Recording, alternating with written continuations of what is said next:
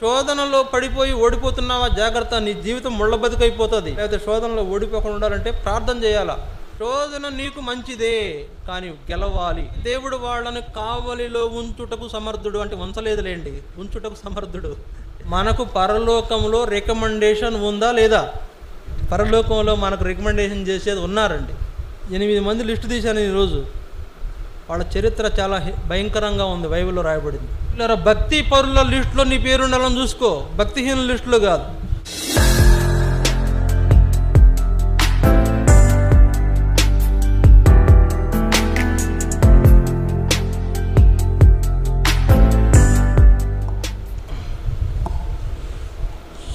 చూడండి, ప్రభుని ఆరాధించిన అనుభవంతో ప్రభు బలలో పాల్పొందనంటున్నాం.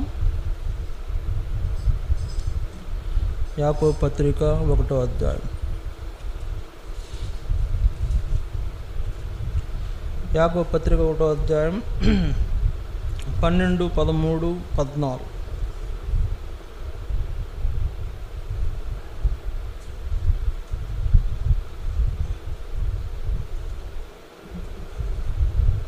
శోధన సహించువాడు ధన్యుడు, అతడు శోధనకు నిలిచిన వాడై ప్రభు తన్ను ప్రేమించు వారికి వాగ్దానం చేసిన జీవ కిరీటం పొందును.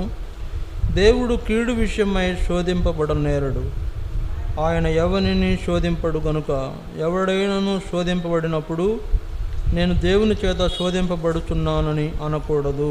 ప్రతివాడును తన స్వకీయమైన దురాశ చేత ఏడవబడి మరులు కొల్పబడిన వాడై శోధింపబడును. ఇక్కడ వ్రాయబడిన మాటల ద్వారా ప్రభు మనతో మాట్లాడి ప్రభు బలలో పాల్పొందుటకై సహాయము చేయనుగాక. చూడండి, ఇక్కడ శోధన గురించి ఈ వచనాలు మాట్లాడుతున్నాయి కనుక ఎన్నిసార్లు శోధన అని వ్రాయబడింది చెప్తారు ఎవరన్నా? ఈ 3 వచనాల్లో శోధన అని ఎన్నిసార్లు రాయబడింది లెక్క పెట్టారా? లెక్క పెట్టండి. 12వ వచనంలో శోధన 1, 2 సార్లు రాయబడింది. 13వ వచనంలో శోధన 1, 2, 3, 4 సార్లు రాయబడింది, అంటే 6 సార్లు. 14వ వచనంలో శోధింపబడును, అంటే మొత్తం 7 సార్లు శోధన గురించి వ్రాయబడింది. కనుక మన జీవితంలో శోధన ఉండటం మంచిదే. శోధన ఉండటం మంచిదే. అంటే మంచిదంటే జీవ కిరీటం వస్తుంది అంట. శోధన వల్ల ఏమొస్తుంది? జీవ కిరీటము వస్తుంది. అయితే ఆ శోధన మనం ఓడిపోకూడదు. ఆ శోధనలో ఓడిపోతే జీవ కిరీటం కాదు, ముళ్ళ కిరీటం వస్తుంది. గెలవాలి, గెలిస్తేనే జీవ కిరీటం వస్తుంది. అందువలన మనము చూడండి, ఎవరిని దేవుడు శోధింపబడనీయుడంట. ఎవరిని కూడా దేవుడు శోధింపబడనీయుడు. శోధన అంటే దేవుని వలన వచ్చిందని మనం అనకూడదు. ఎప్పుడు కూడా శోధన దేవుని వలన రాదు. ఎవరి వలన వస్తుంది? సాతాను వలన వస్తుంది. మనల్ని శోధించేవాడు ఎవరు? సాతాను. ఎవరిని శోధించాడు? ఏదైనా వనంలో ఆదామును హవ్వను శోధించాడు. తర్వాత మరి ఆ యొక్క అరణ్య ప్రాంతంలో ఉన్న యేసు ప్రభువును కూడా శోధించాడు. అంతేకాదు, అనేక మందిని శోధించేవాడు సాతానుడు. శోధకుడు అని పేరు కూడా పెట్టారు. అయితే ఆ శోధకుడు అనని సాతాను గురించి మాట్లాడిన వాక్యం. కనుక సాతాను శోధన కలుగజేయవాడు, దేవుడేమో శోధన నుంచి తప్పించువాడు. అయితే ఇక్కడ నా తలంపు ఏంటంటే శోధన రాదని కాదు, శోధన వస్తుంది. యేసుప్రభుకే వచ్చింది, మనకెందుకు రాదు? యేసుప్రభుకే శోధన వచ్చింది కదా, మనకెందుకు రాదు? కాబట్టి శోధన వస్తుంది. శోధనలో నిలిచి ఉన్నవాడే ధన్యుడు. శోధనలో వచ్చినప్పుడు నిలబడినవాడు, పారిపోయేవాడు ధన్యుడు కాదు, ఓడిపోయేవాడు. కనుక శోధనలు మన జీవితంలో రావటం చాలా మంచిది. ఎందుకు చెప్పండి? ఇంకా విశ్వాసంలో ఇంకా రాటుదేలుతాం, ఇంకా విశ్వాసంలో ఇంకా బలమైన వాళ్ళుగా చేయబడతాం. శోధన మంచిదే నాకు తెలిసి. అయితే ఆ శోధన మనం తప్పించుకోగలగాలి. తప్పించుకుంటేనే మనకేంటంట మంచిది. అందుకే 12వ వచనంలో రాయబడింది, శోధన సహించువాడు ధన్యుడు, అతడు శోధనకు నిలిచిన వాడై ప్రభువు తన్ను ప్రేమించు వారికి వాగ్దానం చేసిన జీవ కిరీటము పొందును. తర్వాత దేవుడు కీడు విషయమై శోధింపబడ నేరడు, ఆయన ఎవరిని శోధింపడు గనుక ఎవడైనా శోధింపబడినప్పుడు నేను దేవుని చేత శోధింపబడుచున్నానని అనకూడదు. 13 ఏమంటాడు? ప్రతివాడు తన స్వకీయమైన దురాశ చేత శోధించబడుతున్నాడు. స్వకీయమైన దురాశ చేత ఈడువబడి మరులు కొల్పబడిన వాడై శోధింపబడుతున్నాడు. అంటే శోధన వచ్చినప్పుడు దానిలో గట్టిగా నిలబడాలి. హవ్వ ఏం చేసింది? నిలబడలా. సాతాను మాయలో పడిపోయేది. సాతాను చెప్పినట్లుగా తినకూడదని దేవుడు చెప్పిన పండు తినేసింది. కనుక ఎలాంటి పతనం వచ్చింది? శోధనలో ఓడిపోతే ఎలాంటి పతనం వచ్చింది చెప్పండి. ఆ సాతాను హవ్వను శోధించినప్పుడు ఓడిపోయింది ఆమె. ఓడిపోయినప్పుడు వాళ్ళకి ఎలాంటి పతనం వచ్చింది? వాళ్లకు దిగంబరులు అని అర్థమైపోయింది. వాళ్ళలో ఉన్నటువంటి లోపాలు తెలిసిపోతున్నాయి. తర్వాత దేవుడు తన సముఖం నుండి వాళ్ళని ఏం చేశాడు? వెళ్ళగొట్టాడు. శోధనలో మనం నిలబడకపోతే, శోధనలో మనం ఓడిపోతే ఇన్ని పరిస్థితి ఎదుర్కోవాలి. మనం మొత్తం సర్వస్వం కోల్పోవాల్సి వస్తుంది. చూడండి, ఏదేను వనంలో అన్ని సౌకర్యాలను కోల్పోయి వాళ్ళు ఏం చేశారు? ముళ్ళ పొదలు, గచ్చ పొదలు పెరిగే చోటుకి వెళ్ళాల్సి వచ్చింది. ఇప్పుడు అది బాగు చేసుకోవాల్సి వచ్చింది. అంతకుముందు చక్కగా పచ్చిక బయలులో పరుండేవాళ్ళు, పచ్చిక బయలులో నడిచేవాళ్ళు, పచ్చిక బయలులో వాళ్ళు జీవించేవాళ్ళు. ఇప్పుడు ఏమైంది? శోధనలో వాళ్ళు ఓడిపోయిన కారణం చేత ముళ్ళ పొదల్లోకి, గచ్చ పొదల్లోకి వాళ్ళు వెళ్ళాల్సి వచ్చింది. అంతకుముందు ముళ్ళు లేవు, ఇప్పుడు వాళ్ళ జీవితంలో ముళ్ళు ఏర్పడుతూ వచ్చినాయి. కారణం ఏంటంటే శోధనలో ఓడిపోయారు. శోధించబడటం అంటే ఇది దేవుడు తెలియదా? దేవుడు తెలుసు. ఆదాముకి ఏం చెప్పాడు? ఇవన్నీ జాగ్రత్త చూసుకో అని చెప్పి వెళ్ళి అసలు ఈయన ఉంటాడో లేడో చూద్దామన్నట్టుగా అనుమతించిన ఆ పరిస్థితిలో వాళ్ళు ఏం చేశారు? ఓడిపోయారు. కనుక శోధనలో పడిపోయి ఓడిపోతున్నావా? జాగ్రత్త, నీ జీవితం ముళ్ళ బతుకైపోతుంది, ముళ్ళ కంప అయిపోతుంది. నీ జీవితం చాలా ఇబ్బందికరమైన పరిస్థితులు ఏర్పడతాయి.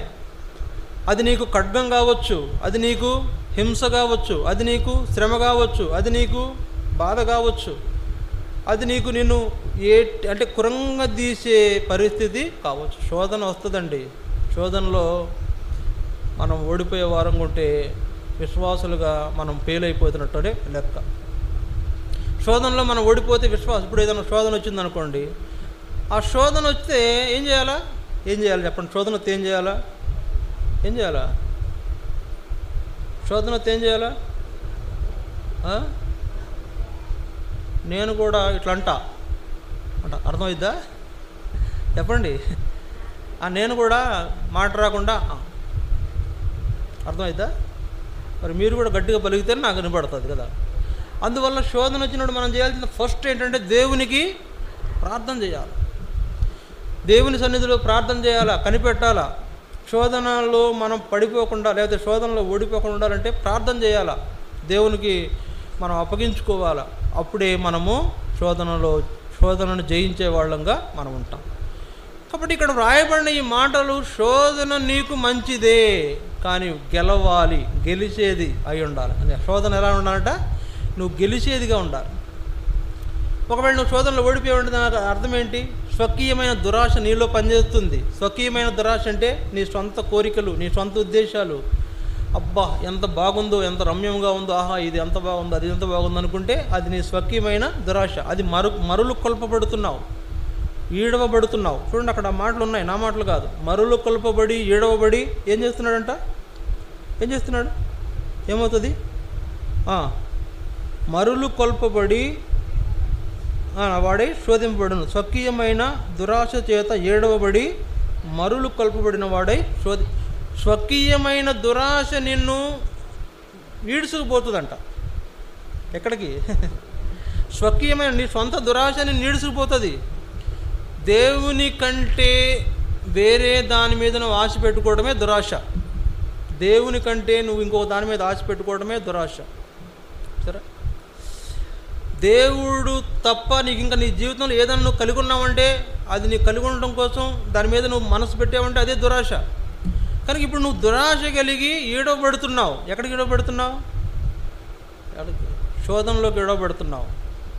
ఏడవబడి ఆ యొక్క శోధనలో కూరుకుపోతున్నావు. కూరుకుపోయి ఏం చేస్తున్నావు? 15వ వచనం చదవండి. ఏం చేస్తున్నావు అర్థమైపోతుంది. దురాశ గర్భమును ధరించి పాపమును కనగా పాపము పరిపక్వమై మరణానికి అందంట. దురాశ గర్భమును ధరించి పాపము కంటే పాపం పరిపక్వమై మరణం వచ్చేస్తుంది. ఇప్పుడు నేనేమైపోతావు చెప్పండి? అంతే.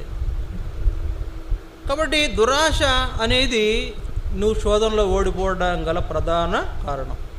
దురాశ, నాకు అది కావాలి, నాకు ఇది కావాలి. దేవుని కంటే ఇంకొకటి ఏదైనా నువ్వు కావాలని కోరుకుంటే ఇంకంతే, నువ్వు పడిపోయినట్టే. కనుక దేవుని యొక్క ఏర్పాటు జరిగించకుండా నీ సొంత ఏర్పాటు జరిగితే నువ్వు శోధనలో కూరుకుపోతున్నావు. శోధనలో కూరుకుపోయినట్లే. శోధనలో కూరుకుపోవడం ద్వారా నీ జీవితం పతనమైపోతుంది. విశ్వాసాన్ని కోల్పోతున్నావు. దేవుని భయం లేకుండా పోతుంది. విశ్వాసం లేదు, దేవుని భయం లేదు అంటే ఏం కలుగుతుంది చెప్పండి? ఏమవుద్ది? ప్రార్థన చేసుకోలేము, మందిరానికి వెళ్ళలేము, వాక్యం చదవలేము, దేవునికి నమ్మకంగా ఉండలేము. మన ఇష్టం, మన జీవితంలో ఎట్లా పడితే అట్లా తిరుగుతాం. బొంగరం లాంటిదంట మన జీవితం, క్షణ బొంగురం. ఇలా అని తిరిగి ఆగిపోయే బొంగరం లాంటి మన జీవితంలో, ఆ కొద్ది జీవితంలో నీ ఇష్టం వచ్చినట్టు తిరిగి చివరికి ఏమైపోతావు? పతనానికి వెళ్ళిపోతున్నావు. అందువల్ల శోధన నీ జీవితంలో నిన్ను ఒకవేళ బంధిస్తుంటే, శోధన నిన్ను చుట్టుముడితే, శోధన జయించే వ్యక్తిగా నీవు ఉండాలి. ఈ రోజుల్లో శోధనలో పడిపోవడానికి ప్రధానమైన మరొక కారణం ఏంటంటే భక్తిహీనత.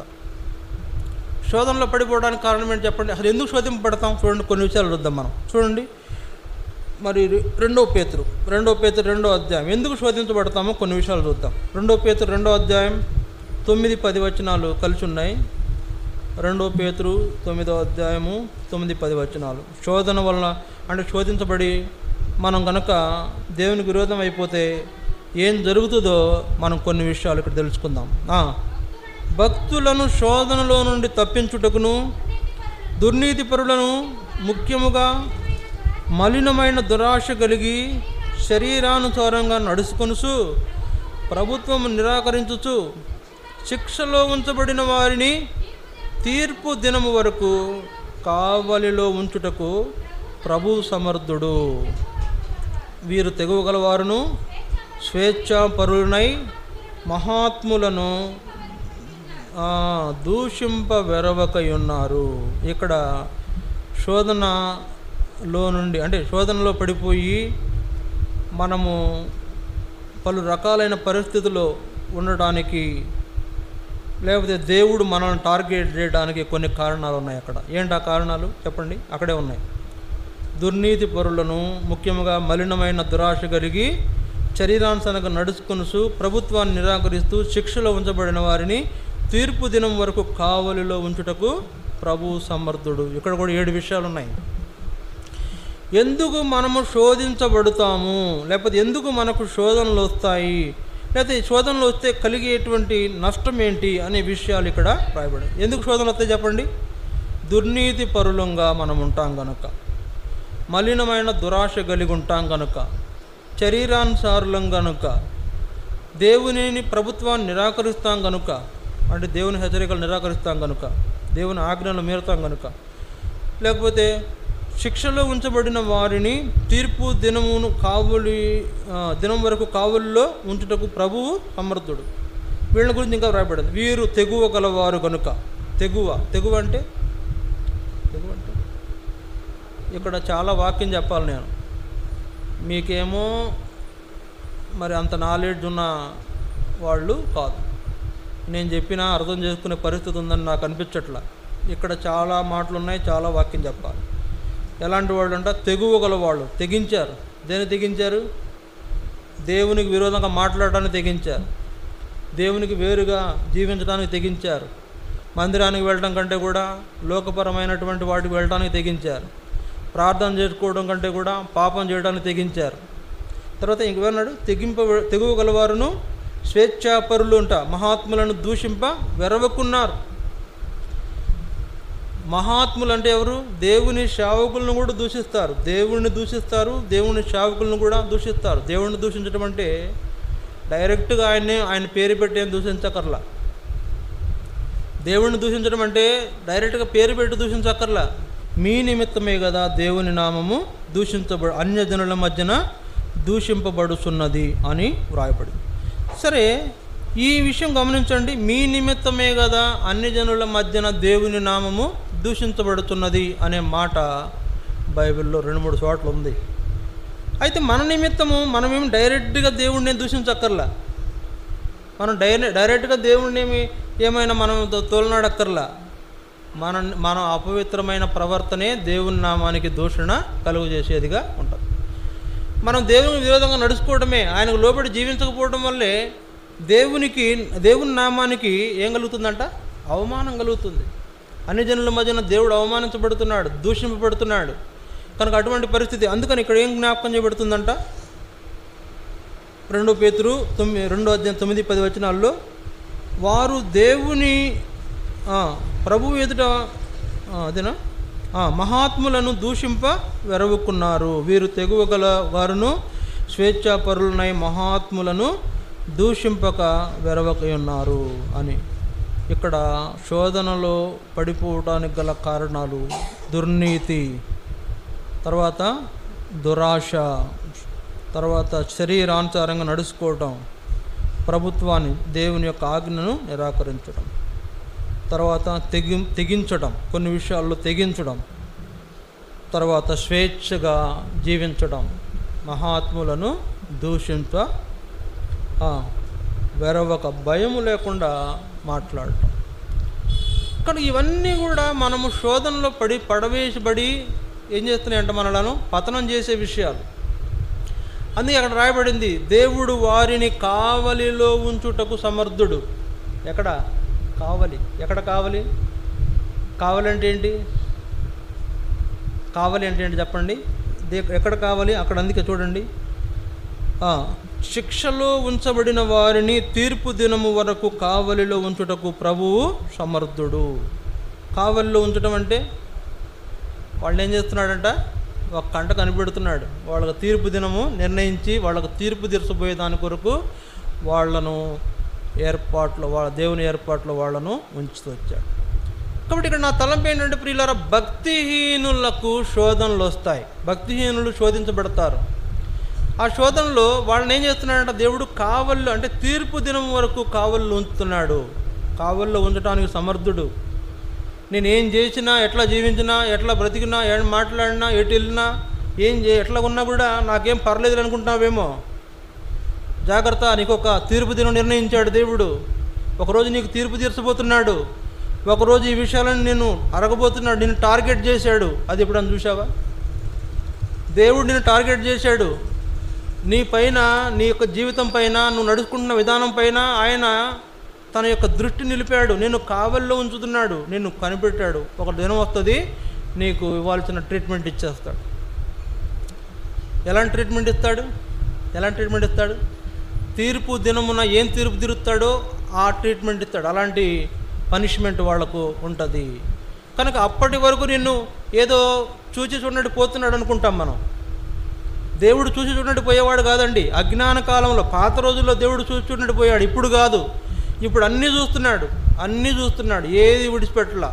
అది నాకెందుకులే, ఇది నాకెందుకులే అని వదిలిపెట్టేట్లా అన్ని పరిశీలన చేస్తున్నాడు. ఏమని పరిశీలన చేస్తున్నాడు? నీ నడక, నీ పడక, నీ బ్రతుకు, నీ మాట, నీ చూపు, అన్నీ. నీ జీవితంలో ఏ లోపం ఉందో, ఎట్లా జీవిస్తున్నావో, నీ వంకర ఏంటో, నీ టింకర ఏంటో అన్నీ చూస్తున్నాడు. దేవుడికి ఏం తెలియదు అనుకోకూడదు. దేవుడికి ఏం తెలియదు అనుకోబాకు. అది నీకెంతో ప్రమాదం. నిన్నేం చేస్తున్నాడంట? నీకు తీర్పు దినాన్ని నిర్ణయిస్తున్నాడు. కనుక ప్రియులారా, ఇది మన జీవితంలో శోధించబడి నానా రకాలైన పరిస్థితుల్లో పడి దేవుని యొక్క ఏర్పాటుకు దూరమైపోతే మనము భక్తిహీనులుగా శోధించబడి మన జీవితాన్ని పతనం చేసుకుంటున్న వారం అయిపోతున్నాం. ఇక్కడ అనేక విషయాలు ఉన్నాయండి. తెగిస్తున్నారు ఈ దినాల విశ్వాసులు. దేనికైనా తెగించేస్తున్నారు. ఒక జంకు లేదు, అంత బొంకటం అంటే అబద్ధం ఆడటం. ఏదైనా అడిగితే నిజం ఏంది, ఎందుకు పలానా పని ఎందుకు చేయలేదంటే అబద్ధం, నిజం రావటంలా. ఈరోజు చాలామంది అబద్ధికులుగా మారిపోతున్నారు. అవిశ్వాసంలో పడిపోయి అవిశ్వాస మాటలు మాట్లాడుతున్నారు. దేవుని యందు విశ్వాసం లేదు. అందువల్ల ఎట్లా పడితే అట్లా మాట్లాడేస్తున్నారు, ఎట్లా పడితే అట్లా జీవిస్తున్నారు. వాళ్ళ జీవితాన్ని స్వయంగా వాళ్ళ చేతులతో వాళ్ళే నరుక్కుంటున్నారు, పతనం చేసుకుంటున్నారు. కనుక వీళ్ళ విషయమై దేవుడు వాళ్ళని కావలిలో ఉంచుటకు సమర్థుడు, అంటే ఉంచలేదులేండి, ఉంచుటకు సమర్థుడు. అర్థం చేసుకుంటే నాకు అదే అర్థమైంది. కావలిలో ఉంచడానికి సమర్థుడు. జాగ్రత్త, దురాశ కలిగి జీవిస్తున్నావా, శరీరాంతరంగా జీవిస్తున్నావా, దేవుని విరోధంగా జీవిస్తున్నావా, ఎట్లా పడితే అట్లా జీవించవచ్చని నీ ఇష్టం స్వేచ్ఛగా జీవిస్తున్నావా, తెగిస్తున్నావా, దేవుని దాసులను దూషిస్తున్నావా, దేవునికి విరోధంగా నడుచుకుంటున్నావా, మందిరాన్ని ధిక్కరిస్తున్నావా, దేవుని ఆజ్ఞలు మీరుతున్నావా, జాగ్రత్త. నేను కావలి కాయటానికి దేవుడు సమర్థుడే. నిన్ను కావలిలో ఉంచుతాడు. కావలిలో ఉంచడం అంటే నేను జైల్లో వేస్తాడు, పక్కన బయట దేవదూతలను కూడా పెడతాడు ఎక్కడికి పోకుండా. నిన్ను కావల్లో ఉంచడానికి ప్రభు సమర్థుడు. ఆయన నిన్ను తీర్పు దినానికి నిర్ణయించగలడు. ఆ తీర్పు తప్పించుకోవాలంటే ఒకే మార్గం. ఏం మార్గం? శోధన జయించాలి. లోకపరమైనటువంటి మన మీదకి వస్తున్న వాటన్నిటిని కూడా జయించాలి. శరీరాశలు జయించాలి, శరీరానుసారంగా నడుచుకోవటాన్ని జయించాలి, దుర్నీతిని జయించాల, దుష్టత్వాన్ని జయించాల. తర్వాత మలినమైన దురాశలు ఉన్నాయి, కొన్ని ఆశలు ఉండొచ్చు, తప్పులేదండి. ఆశ గల ప్రాణాన్ని తృప్తిపరిచే దేవుడు మన దేవుడు. ఆశలు ఉండొచ్చు, కానీ మలినమైన ఆశలు ఉండకూడదు, శరీరానుసారమైన ఆశలు ఉండకూడదు. ఇవన్నీ కూడా మనల్ని ఏం చేస్తాయి? తీర్పు దినం కొరకై సిద్ధపరిచేవిగా ఉంటున్నాయి. దేవుడు మన మీద తీర్పు తీర్చి మనకు నష్టం కలుగు చేయకముందే మనం మేల్కొని ఏం చేయాలా? భక్తిహీనత నుండి బయటపడాలి. భయం లేదండి మనకు, కదా, కొద్ది కూడా భయం లేదు. భయం ఉంటే ఎంత చక్కగా ప్రవర్తిస్తామో, మనకు భయం ఉంటే ఎంత చక్కగా జీవిస్తామో, మనకు భయం ఉంటే ఎంతగా దేవుణ్ణి సంతోషపెడతామో. ఇక్కడ కూర్చున్న మనందరిలో ఒక్కరిని గురించైనా దేవుడు సంతోషిస్తున్నాడా అని అడిగితే నేనేమంటానంటే నాతో సహా అందరం ఆయన దుఃఖపెడుతున్నాం.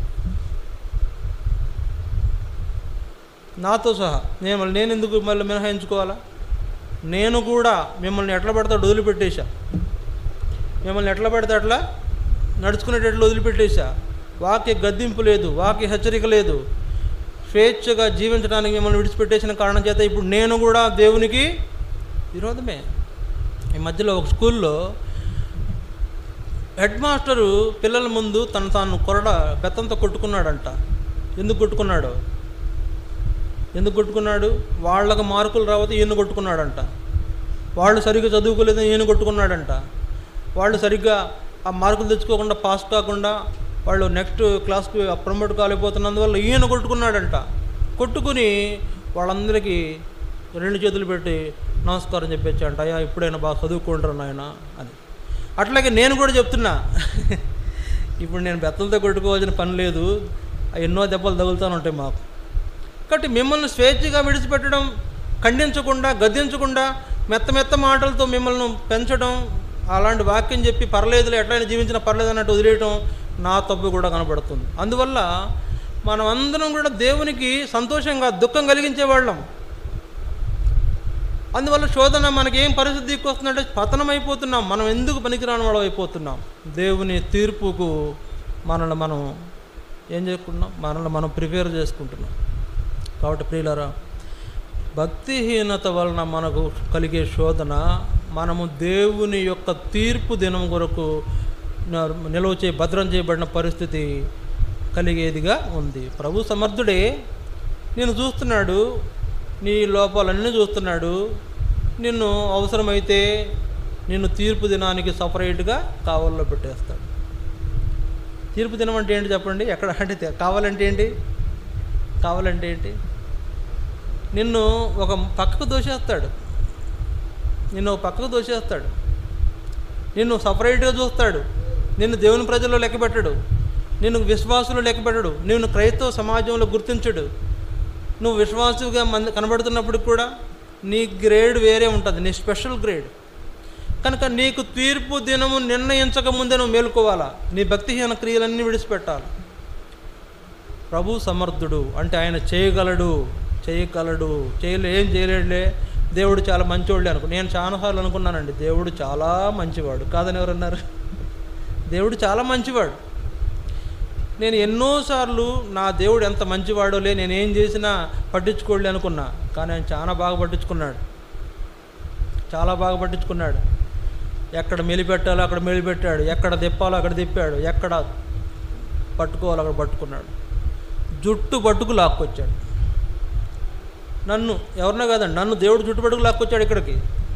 ఇప్పుడు అలాంటి పరిస్థితి నువ్వు కూడా తెచ్చుకోకుండా ఉండాలి. ఏం చేయాలా? అలాంటి పరిస్థితి నీకు రాకుండా ఉండాలంటే ఏం చేయాలా? లోపడాలి. దేవునికి లోబడి ఆయన చెప్పినట్లు మనం జీవితం జీవిస్తే ఈ శోధన మనకు రాదు, ఈ భక్తిహీనత మనలో ప్రవేశించేదిగా ఉండదు. కనుక ఈ మొదటిగా మనం జ్ఞాపకం చేసుకున్న ఈ మాటలో మనకు శోధించబడి మనము దేవునికి విరోధంగా జీవిస్తే మనము భక్తిహీనులమై కావలిలో ఉంచడానికి, తీర్పు దినం వరకు కావలిలో ఉంచబడటానికి దేవుడు సమర్థుడే.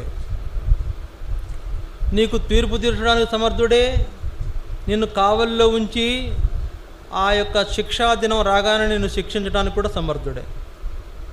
శిక్షించడు అనుకోబాకండి, నన్ను ఏమి శిక్షించడు, దేవుడికి నేను చాలా ప్రీతి గలవాడిని అనుకున్నాను నేను. ఎందుకంటే దేవుడు నాతో అలా మాట్లాడతాడు, నువ్వు బహుప్రియుడవు, నువ్వు నాకు ఎంతో ప్రియుడవు, నాకు ఎంతో ఇష్టడు అని మాట్లాడతాడు దేవుడు. అబ్బా, నేను దేవుడికి ఎంతో ఇష్టం అనుకున్నా. కానీ ఆయన ఇష్టమే ఆయన విరోధంగా జీవిస్తే మనకు వచ్చే కష్టం కూడా కష్టమే. కనుక దేవుడు అనుకుంటాం కొంతమంది, నేను చాలా డిఫరెంట్ అండి, వాళ్ళందరికంటే నేనే డిఫరెంట్, అందువల్ల దేవుడు నన్ను ఏమీ చేయడు అని. ఇంకోటి చెప్పనా, వాళ్ళనే ఫస్ట్ టార్గెట్ చేస్తాడు. నేను దేవుని కొరకు ఎంతో బాగా జీవిస్తున్నాను, దేవునికి నేను ఎక్కడ కూడా అపనమ్మకంగా లేనటువంటి వాళ్ళని టార్గెట్ చేస్తాడు. కనుక అలాంటి పరిస్థితి నీ జీవితంలో ఒకవేళ దేవునికి విరోధంగా జీవిస్తుంటే నువ్వేం చేయాలి? ఇప్పుడు ఆ తీర్పు దినమునకు కావలిలోకి వెళ్ళే పరిస్థితి రాకుండా నిన్ను నువ్వు కాపాడుకోవాలి. శోధన అనేది నీ మీదకి తీర్పును తీసుకొచ్చేదిగా ఉంటుంది. కనుక ఆ తీర్పు నువ్వు తప్పించుకోవాలంటే భక్తి కలిగిన వ్యక్తిగా నీవు ఉండాలి. ఇది మొదటి సంగతి. రెండవ సంగతి చూడండి, 2 పేతురు 2వ అధ్యాయం 4వ వచనం. 2 పేతురు 2వ అధ్యాయం 4వ వచనం.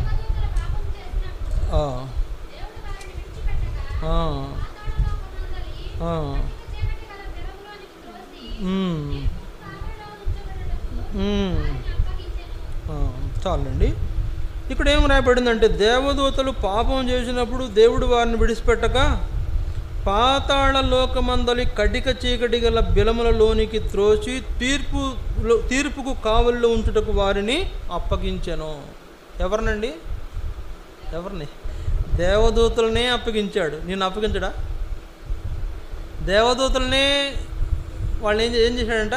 ఏం చేశారు? వాళ్ళు ఏం చేశారంట? దేవదూతలు పాపము చేసినప్పుడు దేవుడు వారిని విడిచిపెట్టలా. దేవదూతలు పాపం చేస్తే దేవుడు వారిని విడిచిపెట్టలా. నిన్ను విడిచిపెడతాడా? ఇక్కడ క్లియర్గా రాశారండి. ఈ వచనం రాసిన తర్వాతే ఆ వచనం రాశారు. ఈ వచనం రాసిన తర్వాతే దేవుడు దేవదూతలని విడిచిపెట్టలా. నిన్నెందుకు విడిచిపెడతాడు? తీర్పు తీర్చుకొని నిన్నెందుకు వదులుతాడు? దేవదూతలకు ఉన్నటువంటి ఆధిక్యతలు ఇందాక చెప్పాను ఆరాధన వర్తమానంలో. దేవదూతలు కూడా లేని ఘనతలు మనకిచ్చాడు దేవుడు. సేవకులకు లేని, లేకపోతే దేవదూతలకు లేని ఘనతలు కొన్నిచ్చి యేసు ప్రభువుతో వాళ్ళని సమానమైన స్థితిలో ఉంచాడు దేవుడు. ఇప్పుడు దేవదూతలకు లేనిది నీకు ఇచ్చిన దేవుణ్ణి నువ్వు ఎలా దూషిస్తావు? ఎలా దేవుని విరోధంగా పాపం చేస్తావు? అంటే ఇక్కడ చూడండి, దేవదూతల్ని విడిచిపెట్టని దేవుడు నిన్ను ఎట్లా విడిచిపెడతాడు? దేవదూతల్ని వదిలిపెట్టలేదు, నిన్నెందుకు వదిలిపెడతాడు? దేవదూతలు అంటే ఎవరు? ఎల్లప్పుడూ ఆయన సముఖం ముందు ఉండేవాళ్ళే కదా. అందరూ అటు ఇటు కదులుతున్నారంటున్న అర్థం ఏంటంటే ఇక్కడ దురాత్మ సంచారం ఉంటుందని అర్థం. మీకు తెలియదేమో, మీరు అటు ఇటు తిరుగు చూస్తున్నారంటే, మీరు దిక్కులు చూస్తున్నారంటే ఇక్కడ ఒక అపవిత్రాత్మ సంచారం చేస్తుందని గుర్తు. బాగా అర్థం చేసుకోండి. మందిరం అంటే ఎట్లా పడితే అట్లా కూర్చోకూడదు, గుర్తుపెట్టుకోండి. నేను ఇట్లా అయితే వాక్యం ఆపేస్తా, క్లోజ్ చేసేస్తా. ఎందుకంటే నేను చెప్పడం కూడా దండకి. ఇంత క్లియర్గా దేవుడు మాట్లాడుతుంటే కూడా ఇంకా అపవిత్రంగా ఆలోచిస్తే ఎట్లా? ఇది నేను సిద్ధపడ్డ వాక్యం ఏం కాదు, మీ కొరకు దేవుడు నాకు ఇస్తున్న తలంపులు. అందువల్ల దేవదూతలకే తీర్పు తీర్చే దేవుడు మీకెందుకు తీర్చుడు అని. దేవదూత అంటే ఏంటంటే ప్రతిరోజు ఆయన ముందుకెళ్ళి వస్తుంటారు, ప్రతిరోజు ఆయన ముందు నిలబడి పాటలు పాడుతుంటారు, ప్రతిరోజు ఆయన పొగుడుతుంటారు, ఆర్భాటంగా గాన ప్రతిగానాలు చేస్తుంటారు, మ్యూజిక్స్ ఉంటాయంట, సింగింగ్ పాటలు ఉంటాయంట అక్కడ. అలాంటి గొప్ప పాటలు పాడి ఆయన సంతోషపెట్టే వాళ్ళని వదిలిపెట్టని దేవుడు నిన్ను వదిలిపెడతాడు? దేవదూతలు పాపం చేశారంట. దేవదూతలు పాపం చేసినందుగా దేవుడు వాళ్ళని విడిచిపెట్టలా. వాళ్ళని ఏం చేయాలంటే కడ్డిక బిలములో త్రోసి బంధించాడు. ఎక్కడ బంధించాడు? కడ్డిక బిలములోనికి త్రోసి వారిని సంఖ్యలు లేచి బంధించాడు. నిన్ను బంధించడా? కఠినమైన బిలంలో నేను దోచి నేను బంధించలేడా? సమర్థుడు కాదా? అదే మాట్లాడుతున్నాడు అక్కడ 2 అధ్యాయం 9-10 వచనాల్లో. ఆయన దేవదూతల్ని బంధించాడు, నిన్నెందుకు బంధించడు? బంధించడానికి సమర్థుడే అని. కనుక దేవదూతలు కూడా పాపం చేస్తే దేవుడు వాళ్ళని విడిచిపెట్టాల. చూడండి యోధా పత్రిక, అక్కడ ఒక మాట చూద్దాం. యోధా పత్రిక 8వ వచనం చూడండి. 8వ వచనం 6వ వచనం 6. మరియు తమ ప్రధానత్వమును నిలుపుకొనక తమ నివాస స్థలమును విడిచిన దేవదూతలను మహాదినమున జరుగు తీర్పు వరకు కటిక చీకటిలో నిత్య పాశములతో ఆయన బంధించి భద్రం చేశాను. ఎవరిని? తమ నివాస స్థలమును విడిచిన దేవదూతలను. అక్కడ ఏం రాయబడిందండి? దేవదూతలను తమ ప్రధానత్వము నిలుపుకొనక తమ నివాస స్థలమును విడిచిపెట్టిన దేవదూతలు. తమ ప్రధానత్వం అంటే వాళ్ళని దేవుడు ఏం చేశాడంట? మానవులుగా మనకంటే ముందు వాళ్ళనే ముందుగా పెట్టాడు దేవుడు. అయితే మనల్ని కలుగు చేసిన తర్వాత వాళ్ళని మన తర్వాత పెట్టాడు దేవుడు. ముందు మనకంటే ముందుగా దూతలను పెట్టి ఆయన మనల్ని కలుగు చేసిన తర్వాత వాళ్ళని దిక్కొచ్చి మన కింద పెట్టాడు. ఇప్పుడు వాళ్ళు ఏం చేశారంటే వాళ్ళ ప్రధానత్వాన్ని నిలుపుకోక నివాస స్థలం విడిచిపెట్టేశారంట. వాళ్ళు దేవుని యొక్క ఏర్పాటును విడిచిపెట్టేశారు, పరలోకాన్ని విడిచిపెట్టేశారు. వాళ్ళు పాపంలో పడటానికి కారణము అదే, పరలోకాన్ని విడిచిపెట్టడమే కారణం. కనుక ఈ దినాల్లో మనం కూడా దేవుని యొక్క రాజ్యమును విస్మరిస్తున్నాము. దేవుడు మనకిచ్చినటువంటి ఆధిక్యతలను నిరాకరిస్తున్నాము. దేవుడు మనకి ఎంత గొప్ప ఆధిక్యతలు ఇచ్చాడు చెప్పండి. ఎంత మనల్ని ఆయన పిల్లలుగా చేసుకున్నాడు. ఆయన పిల్లలుగా మనం చేసుకున్నాడంటే దాని అర్థం ఏంటి? ఆయన పిల్లలుగా మనం చేసుకున్నాడంటే మనలను దత్తత తీసుకున్నాడని చెప్పాలా? ఏం తీసుకున్నాడంట? దత్తత తీసుకున్నాడు. మనల్ని దత్తత తీసుకున్నాడు. అందుకే గలతీ 4వ అధ్యాయం 4వ వచనంలో రాయబడింది, 4-5 వచనాల్లో మనము ఆయనకు దత్తపుత్రులుగా ఉండవలెనని, మనలను ఆయనకు వారసులుగా ఉండాలని దేవుడు మనల్ని ఏం చేశాడు? ఏర్పాటు చేసుకుంటూ వచ్చాడు. అలాంటి మనము దేవదూతల కంటే ఇంకా ఎక్కువైన దుర్మార్గంగా ప్రవర్తిస్తే మనకు ఇవ్వబడిన ఆధిక్యతలను పోగొట్టుకుంటున్నాము. ఆయన యొక్క నివాస స్థలం యొక్క విలువను మనం కాపాడలేకపోతున్నాము. అందువల్ల కడ్డిగా చీకటిలో వాళ్ళు ఎలాగ భద్రం చేయబడుతూ వచ్చారో అలాగే మనల్ని కూడా దేవుడు అక్కడ పడేసి కావలి ఉంచే దేవుడుగా ఉన్నాడు. చూడండి, అందుకని అక్కడ రాయబడిన మాటల్లో, యోధా పత్రికలో మనం చూసిన మాటలో ఒక మాట ఉంది కదా, ఏముంది అక్కడ? దేవదూతలు తమ ప్రధానత్వం నిలుపుకున్న కారణం చేత మహాదినమున జరుగు తీర్పు వరకు కడ్డిక చీకటిలో నిత్య పాశములతో ఆయన బంధించి భద్రం చేస్తుంది. కాబట్టి దేవదూతలనే శిక్షించిన దేవుడు మనల్ని ఎందుకు శిక్షించడండి అనేది మనం భయపడాల్సిన విషయం. మనకేమైనా రికమెండేషన్ ఉందా? ఎవరైనా పరలోకంలో మనతో మాట్లాడేవాళ్ళు ఎవరైనా ఉన్నారా? లేరా? మీకు వాక్యం తెలిస్తే చెప్పండి, తెలియకపోతే మగమును కూర్చోండి. మనకు పరలోకంలో రికమెండేషన్ ఉందా లేదా? ఎవరు చెప్పండి?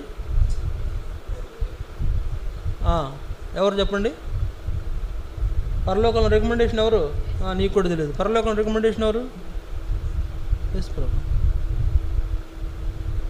పరలోకంలో మన తరం రికమెండ్ చేసేది ఎవరు? గట్టిగా చెప్పు.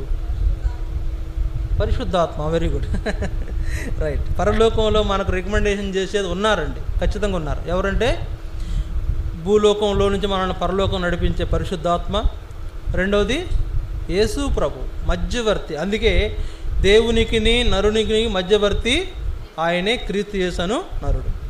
కనుక మధ్యవర్తి ఉన్నాడు, మనకు రికమెండేషన్ చేసే వ్యక్తి ఉన్నాడు, మన తరపున మాట్లాడి ఒకరితో పుచ్చుకునే వకీలు అక్కడ ఉన్నాడు మన కోసం, భయపడాల్సిన అవసరంలా. అయితే ఆయన నీ తరపు వాదించాలంటే, నీ వకీలే నీ తరపు వాదించాలంటే ఏముండాలి? నీ కేసులో బలం ఉండాలి, నీ కేసులో బలం ఉండాలి. నీ కేసు వీక్ అయిందంటే ఆయన కూడా ఏం చేయలేడు కదా. నీ కేసులో బలం ఉండాలా అంటే నీ జీవితంలో ఏ లోపం లేకుండా ఉండాలా, నీ యొక్క బ్రతుకులో ఏ విధమైనటువంటి డాగు మచ్చ ఉండకూడదు, రెడ్ మార్క్ ఉండకూడదు, అండర్లైన్ ఉండకూడదు. నీ జీవితంలో అండర్లైన్స్లు లేకపోతే రెడ్ మార్కులు ఉన్నాయనుకోండి, ఆయన కూడా ఏం చేయలేడు. తీర్పు తీర్చి ఆయన చెప్తాడు, ఇదిగో ఇన్ని రెడ్ మార్కులు ఉన్నాయి అబ్బా, మనం ఏం చేద్దాం చెప్పు, రెడ్ మార్కులు అని అంటే ఏం చేస్తాం చెప్పండి. కనుక మనకు మధ్యవర్తి ఉన్నాడు, మీడియేటర్ ఉన్నాడు, మన తరపున ఒకళ్ళతో పుచ్చుకుని రికమెండేషన్ చేసే పరలోకంలో యేసుప్రభు ఉన్నాడు. అందువల్ల ఆయన కూడా మన తరపున వాదించాలంటే, మన తరపున మాట్లాడాలంటే మనలో ఏ లోపం లేకుండా కనపడాలి, మనలో ఏ లోపం ఉండకుండా కనపడాలి. మనలో లోపం ఉంటే ఆయన కూడా. అందుకే యేసుప్రభు ఎన్నోసార్లు హెచ్చరిక చేసి పరిశుద్ధాత్మ ద్వారా మనల్ని హెచ్చరించి మనము దేవుని ఏర్పాట్లు జీవించాలని పదే పదే ప్రార్థన చేసుకోకుండా ఉండొద్దు, ఆరాధన పోగొట్టుకోవద్దు, లేదా బైబిల్ వాక్యం చదవకుండా ఉండొద్దు, దేవునికి లోబడకుండా జీవించొద్దు, దేవునికి దూరంగా లేదా ఆయనకు అయిష్టంగా జీవించొద్దు, ఆయన దుఃఖపెట్టొద్దు అని చెప్పేది ఎవరో కాదు, పరిశుద్ధాత్మే. దేవుడు నీకు ఎన్నో ఇచ్చాడు, వాటన్నిటిని అనుభవిస్తూ కూడా ఆయన ఎందుకు దుఃఖపెడుతున్నావు అని నేను గద్దించేది పరిశుద్ధాత్మే. కానీ నేను సిద్ధపరుస్తూ ఉంటాడు, నువ్వు సిద్ధపడాలి. సిద్ధపడకపోతే ఆ దినం వచ్చేస్తే, తీర్పు దినం వచ్చేస్తే, తీర్పు దినంలో నువ్వు దేవుని దగ్గర తీర్పు నిలబడితే, అక్కడ తీర్పు తీర్చిపోయే దగ్గర నీ తరపున మాట్లాడాల్సిన నీ వకీలు, అరే ఏం మాట్లాడతాం అబ్బా, ఈయనలో అన్ని లోపాలే కనపడుతున్నాయి అంటే నీ తరపున ఇంకెవరు వాదిస్తారు? నీ తరపున ఇంకెవరు మధ్యవర్తిగా ఉంటారు? అందుకని మన జీవితంలో అన్ని విషయాలు తొలగించి ఆయన మనల్ని ఏం చేశాడు? ఫ్రీ చేశాడు, ఫ్రెష్ చేశాడు. ఎవరు? యేసు ప్రభు మన నిమిత్తమై పాప పరిహారం చేసి మనలను శుద్ధీకరించాడు. అంటే ఏం చేశాడు? కల్మషం లేని వారిగా చేశాడు. అయినా మనం ఏం చేస్తుంటామంట? కల్మషం గలవారుగా మనం మారిపోయి మన జీవితాన్ని పతనం చేసుకుంటూ ఉంటాం.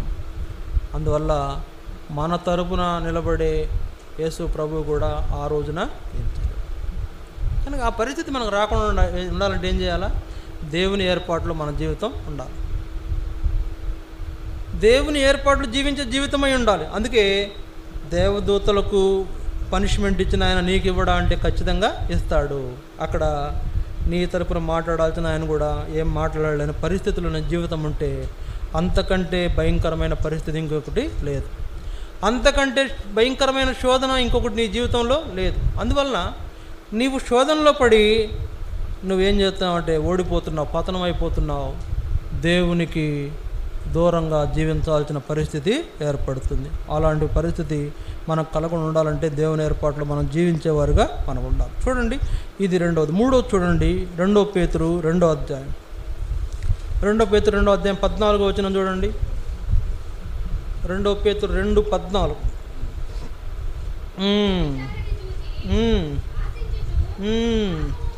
పాపము మానలేని వారు చాలండి, చాలా విషయాలు ఉన్నాయి అక్కడ.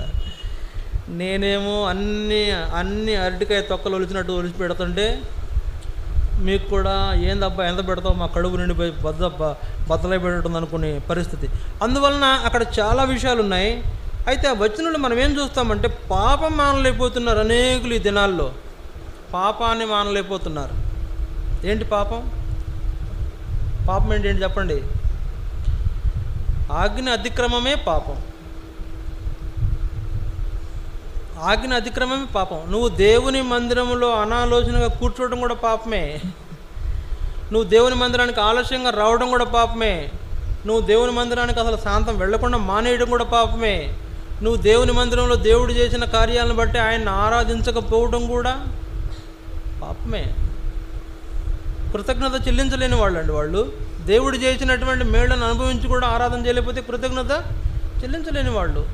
ఇందాక ఆరాధన వర్తమానంలో చక్కగా దేవుడు అన్నీ మనకు దయచేయవాడు అని చక్కగా చూసుకుంటూ వచ్చాం.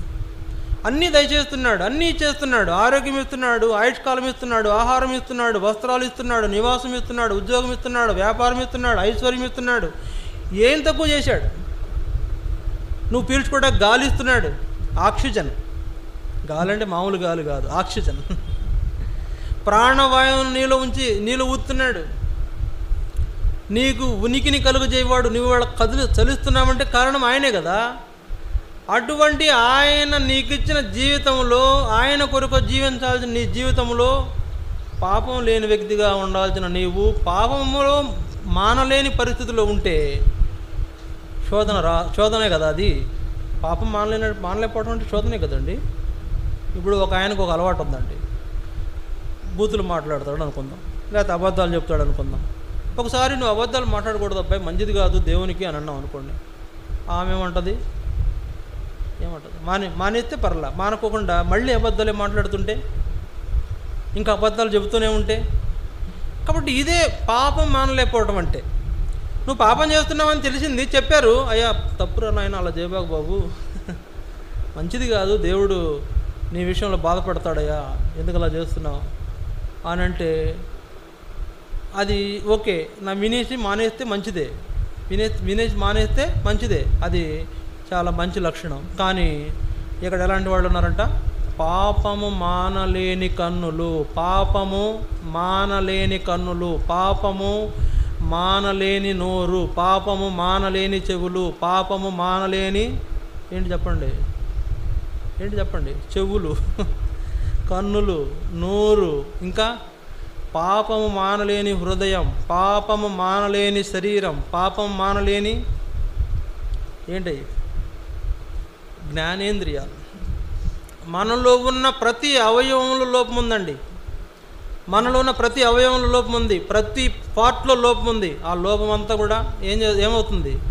పాపము మానలేకపోతే ఏమవుతుంది? పాపంలోనే ఆ జీవితం పతనం అయిపోయేదిగా ఉండింది. అందువల్ల ఇప్పుడు మనం మొదటికి ఏం చూస్తున్నాం? పాపము మానలేని కన్నులు గలవారు. సరే, అక్కడ వదిలిపెడతాం. కొంచెం కిందకు రండి, 16 వచనం లేదా 17 వచనం.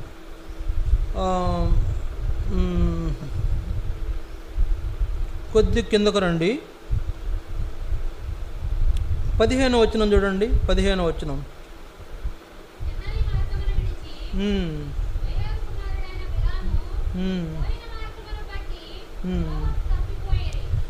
సరేనండి, ఇక్కడ ఒక మాట చూద్దాం. 15 వచనంలో ఏముంది? తిన్నని మార్గమును విడిచిపెట్టి తప్పిపోయిన వారు. తిన్నని మార్గమును విడిచి తప్పిపోయిన వారు. తిన్నని మార్గమును విడిచి తప్పిపోయిన వారు ఎవరు వీళ్ళు? తిన్నని మార్గం విడిచి తప్పిపోయింది ఎవరు? అక్కడ రాయబడింది. ఎవరైనా? ఒక ఆయన బిలాము.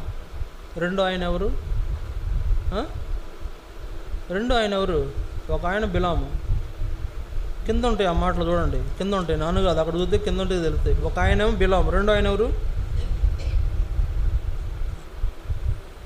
ఎవరండి?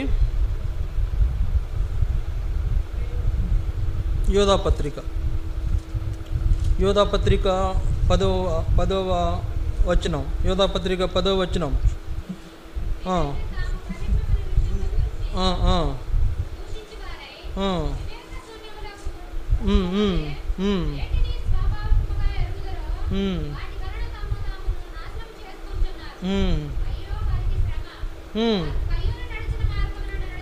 కయ్యూను మార్గం.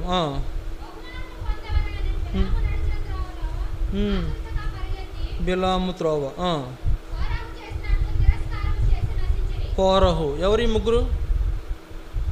కయ్యూను, బిలాము, కోరహు. ఈ ముగ్గురు ఎవరు చెప్పండి? ఎవరు వాళ్ళు? అక్కడే ఉంది కదా, అక్కడే ఉంది. ఎవరంటే వాళ్ళు? తప్పు మార్గమున నడిచిన బిలాము, తప్పు త్రోవలో పరిగెత్తిన కయ్యూను, తర్వాత దేవునికి తిరస్కారం చేసి నశించిపోయిన కోరహు. వీళ్ళు ఎవరో కాదు, వాళ్ళే. ఎవరు? దేవునికి విరోధంగా నడిచారు, దేవునికి విరోధంగా పరిగెత్తారు, దేవునికి విరోధంగా మాట్లాడారు. కనుక ఈ దినాల్లో ఇలాంటి వాళ్ళు అనేకులు ఉంటున్నారు. శోధనలో పడిపోయారు కనుకే తప్పు త్రోవలో నడిచారు, శోధనలో పడిపోయారు కనుకే తప్పు త్రోవలో పరిగెత్తారు, శోధనలో పడిపోయారు కనుకే దేవుని మాటను ధిక్కరించారు. దేవునికి విరోధంగా జీవిస్తూ వచ్చారు. కాబట్టి ప్రియులారా, ఇక్కడ మనం చూస్తున్న 4వ సంగతి, దేవుని యొక్క ఏర్పాటులో జీవించలేక వాళ్ళ జీవితాలను పతనం చేసుకున్న కయ్యను, బిలాము, కోరహు లాంటి వాళ్ళుగా మనం ఉంటే మనం ఏం సంభవిస్తుందో చెప్పండి. అక్కడ కింద వచనం చూడండి, చివరిలో ఏముంది? తిరస్కారము చేసి నశించిరి. తిరస్కారం చేసి నశించిరి. కాబట్టి నశించిపోయిన వారుగా వాళ్ళు ఉన్నారు. ఈ శోధనలో వాళ్ళు పడిపోయి, కయ్యను ఏమనుకున్నాడు? కయ్యను ఎందుకు శోధనలో పడ్డాడు? నా తమ్ముడు కంటే నేను బెటర్ కాదు కనుక, నా తమ్ముడు నాకంటే బెటర్గా ఉన్నాడు కనుక అసూయ వలన శోధనలో పడ్డాడు. ఇప్పుడు బిలాము ఎందుకు శోధనలో పడ్డాడు? వాడేవాడు బాలాకని రాజు బోల్డ్ అంత వస్తువులు బహుమానంగా ఇస్తాన్నాడంట, వాటిని ఆశించి పాపంలో పడ్డాడు. ఇప్పుడు కోరహును మనం చూస్తాం. కోరహు మోషే అనేటువంటి దేవుని సేవకుల మీద తిరగబడి మాట్లాడాడు, ఎదిరించాడు. అందువల్ల నశించిపోయిన వాడుగా ఉన్నాడు. కనుక ఈ దినాల్లో మనం శోధనలో పడిపోయి నశించిపోయే పరిస్థితి, ఇలాంటి పరిస్థితి నాలుగవ అనుభవంలో కయ్యూను వలె, బిలాము వలె, కోరహు వలె మనం ఉండకూడదని మనలను జ్ఞాపకం చేస్తాం. కయ్యూను లాంటి వారమై ఉండకూడదు, బిలాము లాంటి వారమై ఉండకూడదు, కోరహు లాంటి వాళ్ళందరూ కూడా దేవునికి విరోధంగా జీవించి నశించిపోయారు. కనుక అందువలనే ఇప్పుడు ఇలాంటి శోధనలో పడిపోవడం ద్వారా చాలామంది భక్తులు తమ జీవితాలను పతనం చేసుకున్నారు. చాలామంది భక్తులు మనకు కొన్ని పేర్లు ఉదాహరణ రాస్తారండి, అన్నీ రాయరు కదా, కొన్ని పేర్లు ఉదాహరణకు రాస్తారు. కొన్ని పేర్లు ఎవరు? కయ్యూను, బిలాము, కోరహు, ఏషావు కూడా భ్రష్టుడే. ఏషావు గురించి రాయబడింది చూడండి. మొదటి యోహాను పత్రిక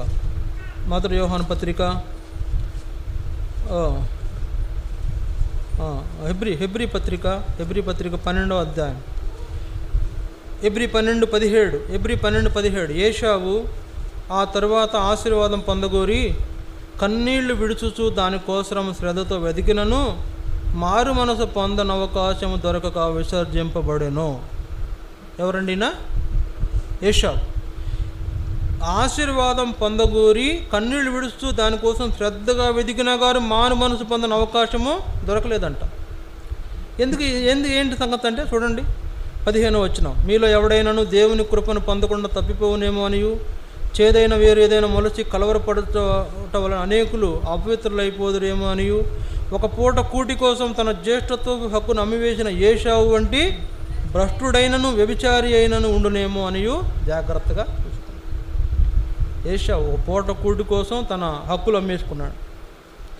తర్వాత మొదటి యోహాను 3వ అధ్యాయం 12వ వచనం, మనము కయ్యూను వంటి వారమై ఉండరాదు, వాడు దుష్టుని సంబంధి అయి తన సహోదరుని చంపెను.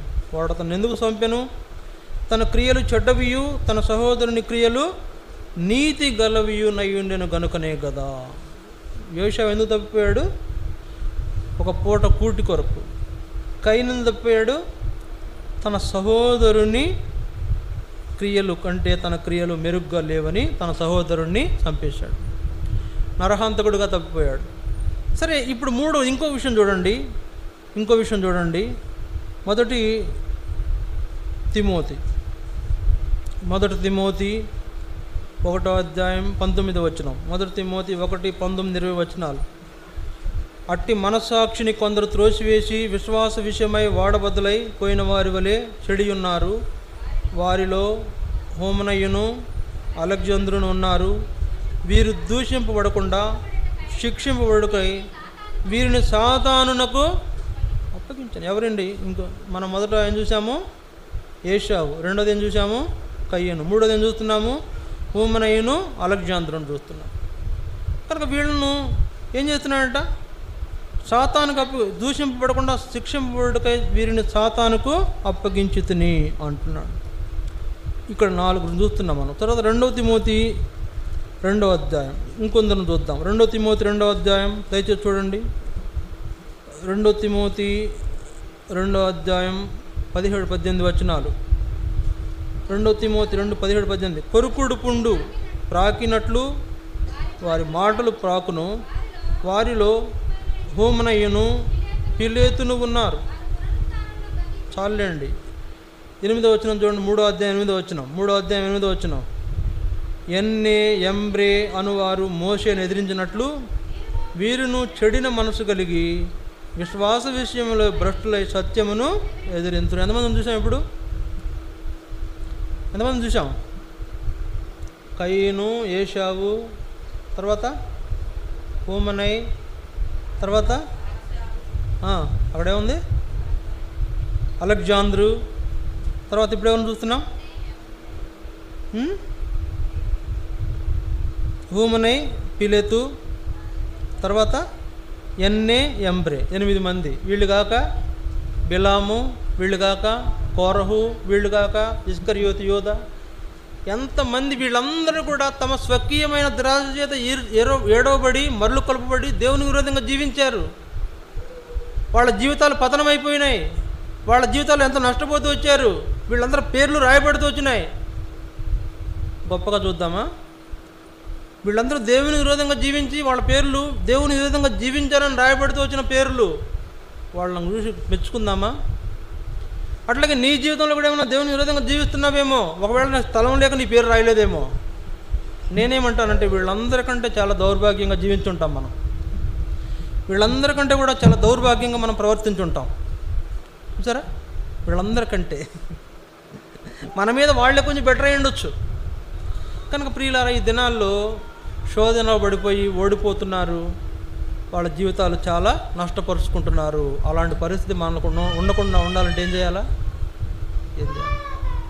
ఏం చేయాలి? శోధనను జయించాలి.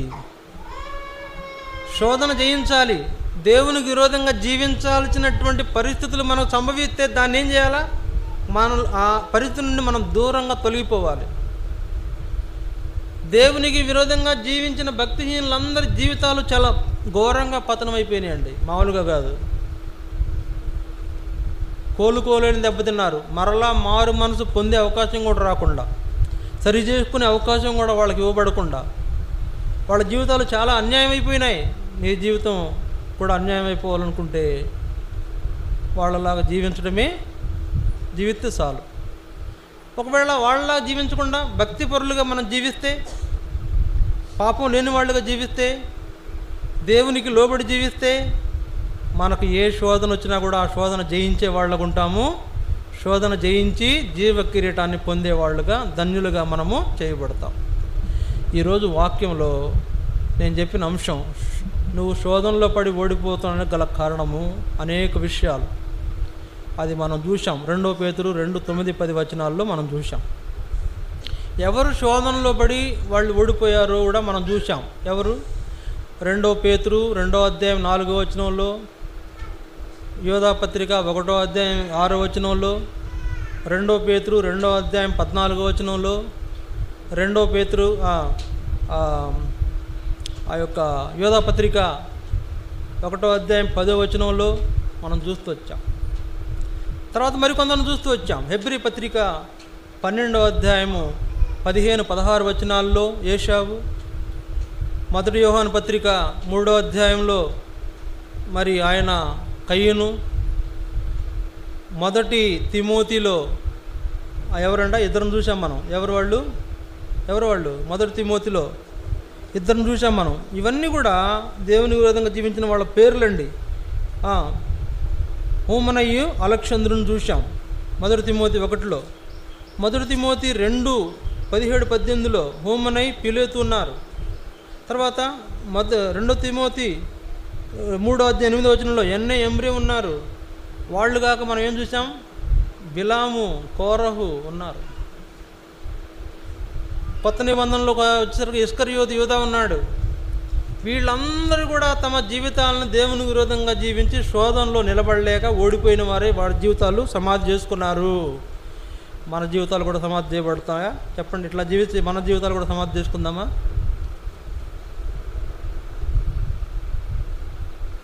ఓకేనా? 8 మంది లిస్టు తీశాను ఈరోజు.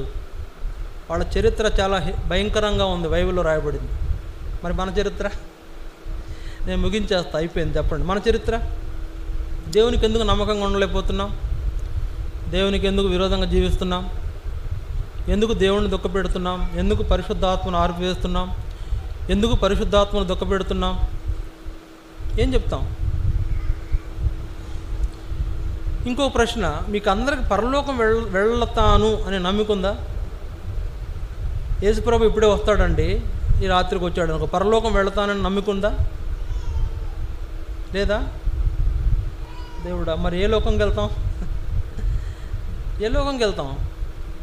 మనం అందరం రక్షించబడింది, మన కొరకు యేసుప్రభు కలువరి శిలువలో చనిపోయింది, రక్షించుకున్నది మనల్ని పరలోకం తీసుకెళ్దామని. మధ్యలోనే మనం ఆయన చేయి విడతీసుకొని మనం జారిపోతే, లోకంలో పడిపోతే, చెడిపోతే, మన జీవితాలు పతనం చేసుకుంటే, మన జీవితాల్లో అర్థం పర్థం లేని చేసుకుంటే శోధనలో ఓడిపోయే వ్యక్తిగా నీవున్నావు. కనుక దేవుడు నిన్ను తీర్పు దినానికి కావల్లో ఉంచుతాడు. అలాంటి వాళ్ళ లిస్టులో నీ పేరు కూడా చేర్చబడుతుంది. అలాంటి వాళ్ళ లిస్టులో నీ పేరు కూడా చేర్చబడుతుంది. ఇవాళ దాదాపుగా ఒక 10 మంది భక్తిహీనులు మనం చూసాం బైబిల్లో నుండి. అలాంటి భక్తిహీనత లేకుండా మనల్ని, మన జీవితాన్ని కాపాడుకున్నట్టు ద్వారా ఏం చేస్తాడు చూడండి. 2 పేతురు 2:9 వచనం, 2 పేతురు 2:9 వచనం చూడండి. ఒక మాట చదువుకొని ముగించుకుందాం. 2 పేతురు 2:9. భక్తులను శోధనలో నుండి తప్పించుటకు ప్రభువు సమర్థుడు. భక్తులను శోధనలో నుంచి తప్పించుటకు ప్రభువు సమర్థుడు. ఇప్పుడు ఏం చేయాలా? ఏం చేయాలి చెప్పండి? ఏం చేద్దాం? నాతో చెప్పండి. భక్తులను శోధనలో నుండి తప్పించుటకు ప్రభువు సమర్థుడు. అయితే నేను ఇంకా శోధనలోనే ఉండి, చెప్పండి, శోధనలోనే ఉండి నా జీవితాన్ని నేనే సమాధి చేసుకుంటాను. నిజమా? కాబట్టి మన ప్రభువు మనల్ని శోధన నుంచి తప్పించడానికి సమర్థుడు. అందువల్ల ఆయనకు మనం అప్పగించుకోవాలి, ఆయనకు మన జీవితాన్ని లోపరుచుకోవాలి, ఆయన వెంబడించే అనుభవంలో మనం ఉండాలి. అందుకని మనకు వచ్చిన శోధనలో మనల్ని తప్పించేవాడు ఆయనే. శోధనలో నుంచి తప్పించేవాడు ఆయనే. మన యొక్క స్వకీయమైన దురాచల నుంచి విడిపించేవాడు ఆయనే. ఆయన ఏర్పాటులో మనము వచ్చి మన జీవితాలను ఆయన సమర్పించుకుంటే, ఆయనకు అప్పగించుకుంటే మనల్ని శోధన నుంచి తప్పించి మనకు జీవ కిరీటం ఇచ్చే దేవుడు యేసు ప్రభు. కనుక ఆయన ఏర్పాట్లో మన జీవితాన్ని మనము భద్రం చేసుకోవాలి. అలాంటి అనుభవంలోనే మనం బలలో పాల్గొంటాం. నేను నా జీవితం భద్రం చేసుకోకుండా కయ్యను వలె, హేబేలు, ఎవరైనా కయ్యను వలె, ఏషావు వలె, బిలాము వలె, కోరహు వలె మన జీవితాలను మనమే సమాధి చేసుకుంటే మన బలలో యోగ్యంగా పాలు పొందే పరిస్థితిలో మనం లేనట్లే. కనుక మన జీవితాల్లో దేవునిని అధికారిగా నియమించుకోవాలి. నా పైన నువ్వు అధికారిగా ఉండు, నన్ను నడిపించు అని ఆయన మన జీవితాన్ని సమర్పించుకుంటే ప్రభు మనకెంతో సహాయం చేసి మనల్ని తప్పించే సమర్థుడిగా ఉన్నాడు. ఆ అనుభవంలో వస్తాం. భక్తిహీనమైన జీవితం నుండి భక్తిగల జీవితంలోనికి మన జీవితం మార్చబడి శోధన జయించే వాళ్ళంగా అన్ని విషయాల్లో మనము ఆధిక్యత అనుభవించాలనేదే దేవుని యొక్క ఉద్దేశం. అలాంటి అనుభవంలోనే మనం బలలో పాలు పొందనంటున్నాం. మోకరించండి, వాక్యాన్ని ఆధారం చేసుకుందాం. ఇంకా భక్తిహీనంగా జీవిస్తున్నామేమో, ఇంకా మనలో ఎక్కడో ఏదో ఒక మూలన అక్కడో ఎక్కడో భక్తిహీనత దాచిపెట్టామేమో. వాళ్ళ జీవితాల్లాగా మన జీవితం పతనం అయిపోతుందేమో ఆలోచించామా? ప్రియులారా, భక్తి పరుల లిస్టులో నీ పేరు ఉండాలని చూసుకో, భక్తిహీనుల లిస్టులో కాదు. భక్తి పరులు కొందరున్నారు, దేవునికి నమ్మకమైన వాళ్ళు కొందరున్నారు, దేవుని ఏర్పాటు కలిగి జీవించిన వాళ్ళు కొందరున్నారు. వాళ్ళ పేరులో నీ లిస్టులో నీ పేరు ఉందని చూసుకో. వాళ్ళ లిస్టులో నీ పేరు రాయబడాలని చూసుకో. కానీ భక్తిహీనుల లిస్టులో నీ పేరు వెళ్ళిపోతే జాగ్రత్త, నీకు తీర్పు తప్పదు అని దేవుడు హెచ్చరిక చేస్తుండగా అన్న ఆలోచన ఉండొద్దండి. ప్రభుకు అప్పగించుకుందాం, నమ్మకంగా బలలో చేయవేద్దాం. మోకరించి ప్రార్థనలో ఉండండి.